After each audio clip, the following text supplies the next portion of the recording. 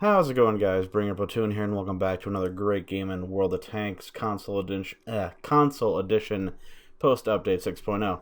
Today I'm going to be having my, maybe close to my best game in this M4A2E4 Ripper variant of the Sherman tank. It's a Tier 5 American Premium Medium tank. And this thing has the same exact gun that the T-14 has, another preferential matchmaking Tier 5 American tank, but it's a heavy tank instead of being a medium tank like this thing, and it actually gets some decent armor, which this tank kind of does, but we'll get into that.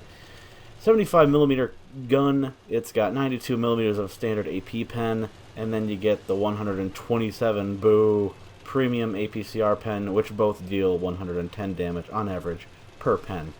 You also have high explosive rounds, but I'm not going to be talking about them because they're not worth talking about. You get 1800 DPM in this thing, which is pretty much your only friend in this vehicle. You get 52 kilometers an hour top speed. Doesn't feel like that. Feels pretty damn slow. Like, even on flat ground, I was doing 32 kilometers an hour there. Not sure if that's the same for console. I am looking up the stats on tanks.gg. If there's any differentiation from the tanks.gg stats to the console, I do apologize for that. It's got 18 kilometers an hour reverse speed. That also doesn't feel right. The dispersion for this thing is ass. Okay? At 100 meters, your dispersion will be 0.44. Your aim time will be 2 seconds. Ooh, it's crap. Anytime you turn the turret, or even turn the chassis on the vehicle, your gun bloom will be insane on this vehicle. You get 630 health. Oh wait, no you don't. You get a measly 480 because the console sucks ass and it doesn't update HP values to a PC's standards, which kind of fucks us over, but it is what it is. 10 degrees of gun depression, only in certain parts of the tank, but then again, we'll get into that. 25 degrees of gun elevation, 370 meters base view range, and only a 15% fire chance, thank God, considering the HP you have. You already have enough problems dealing with that. Let's go to the armor model. If you're using all 10 degrees of gun depression, your upper plate has around 130 millimeters of protection. The lower part has auto bounce angles on it, which is awesome. But there is a few places in the upper plate where they can what would you even call those? They look like, oh, they're viewports. Okay, so there's viewports, and it's pretty much flat pieces of armor, and those are in the upper plate. There's two of them. Oh, and a machine gun port because it needed more weak spots. But all three of these weak spots are around 70 millimeters thick. Doesn't matter if you use all your gun depression or not. Whatever hits that is going to pen you, no problem. The turret is pretty decently armored. There's some like weak spots to the left of the mantlet, and even to the left and the right of the mantlet. Pretty much the gun not the gun cheeks, the turret cheeks that are only 100 millimeters thick. So those aren't exactly strong either. Like, the whole front upper plate is just riddled with weak spots. Any little piece of armor that equalizes, like the viewports, the machine gun port, and there's other little fucking flat pieces that are only 66 to 70 millimeters thick. It's a rough tank to drive. Let's just leave it at that. You can side scrape in this thing, but it only has a 38.1 millimeters of side armor, so wouldn't really recommend doing that to really anything unless you're in your own tier and you know for a fact they don't have a fucking derp gun on their cannon, or for their tank. Once again, DPM is this thing's best friend, but with that horrible aiming time, which you just saw there, even with consumables on, Born Leader, I believe I have Snapshot on this vehicle as well, Steady Aim, I've even got all the camo perks on, except for the one that increases your camo and foliage. I took a risk there in getting penned by something else. That's fine. I needed to finish off that medium tank, but in doing so, I threw away like 3/4 of my health, so that wasn't really smart of me. But I did end up getting a free pen on that guy. Really thought I could keep him spotted, but that's fine. I'm safe. my team could probably win this, but I still want to stay in the game, because when you stay in the game, you get more damage, and when you get more damage, you get closer to that awesome third mark of excellence that I'm apparently addicted to getting on every tank that I mildly enjoy. Even more so for the tanks that I do enjoy playing. But for the underdogs, I don't know what draws me to them, like the ARL-44 and this piece of shit. I just love 3-marking them, because a lot of people struggle in them, and they're like, there's nothing good about the tank, and I find something good about the tank. And I'm like, you know what, I could probably 3-mark that, and I do. Amazingly, that shot goes in. You may have noticed that I have an overabundance of premium APCR rounds on this vehicle, and it's all I've been firing the whole game. Why? Because your premium pen is the standard pen for everyone else in your tier that isn't you, except for that Bogatir. But even his premium pen isn't that great, but at least he has great armor to back that up. So he can get closer to people and just abuse the fuck out of his own armor. Don't know how that kills him. Looks like it hit his ass end, which should have been an auto ricochet, but hey, thanks game. Appreciate the assist there.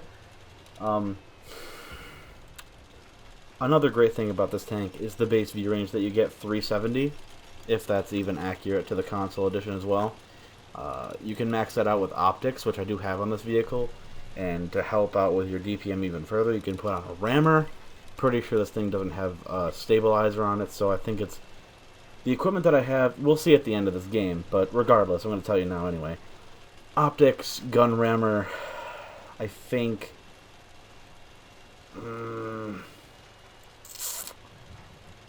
Fuck, maybe I do have a vertical stabilizer on it. I don't know. I guess we'll see by the end of the game. Oh no, that's what it is. It's the advanced concealment, I believe. Yeah. Pretty sure it's advanced concealment just to keep this thing hidden, to enable myself to get more spotting damage.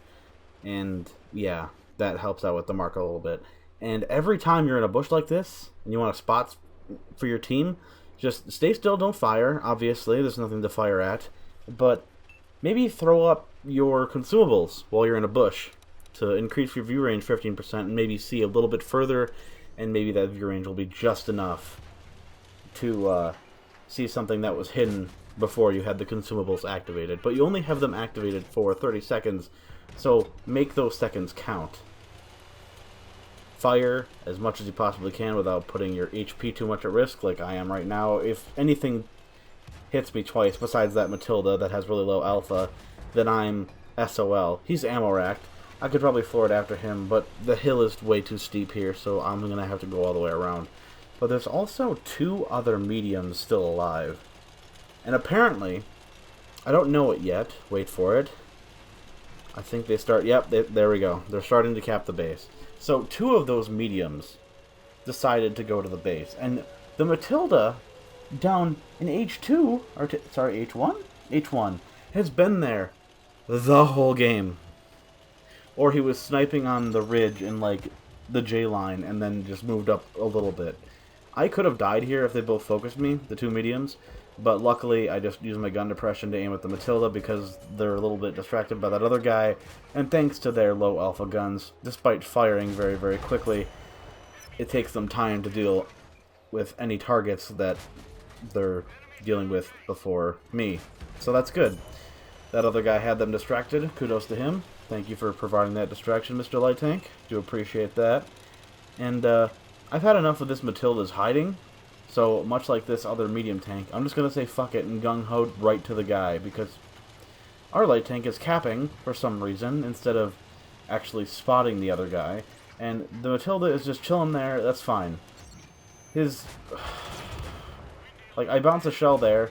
I wasn't expecting to bounce any, so that's a lot better than I, was expecting. I just repeated myself twice, ignore that.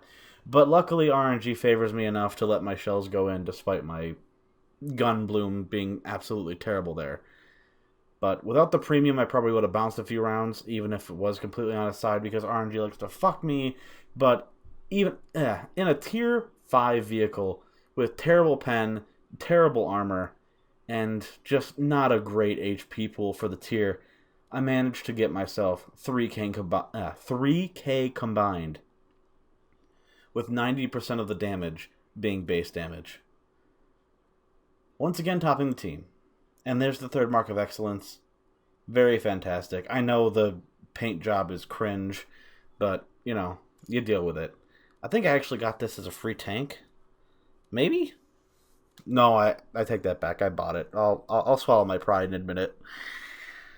But, yeah, don't buy this tank. The T-14 at least has decent armor for the tier, and once you meet 6s, there's nothing you can do to protect yourself. And I know I'm showing you the crew for my M4A2E4 patent, but this is the crew that was in the Ripper before I moved it back up into my tier 10 patent. So that's the game. You saw my equipment loadout. You saw the commander skills I used for the 3-marking the vehicle. You saw the 3 marks. Feel free to like, comment, and subscribe. If you like my stuff, make sure you hit that damn bell to make sure you get notified every time I upload something. Would appreciate it. Makes my life easier, so you can catch more of my stuff later. Catch you next time.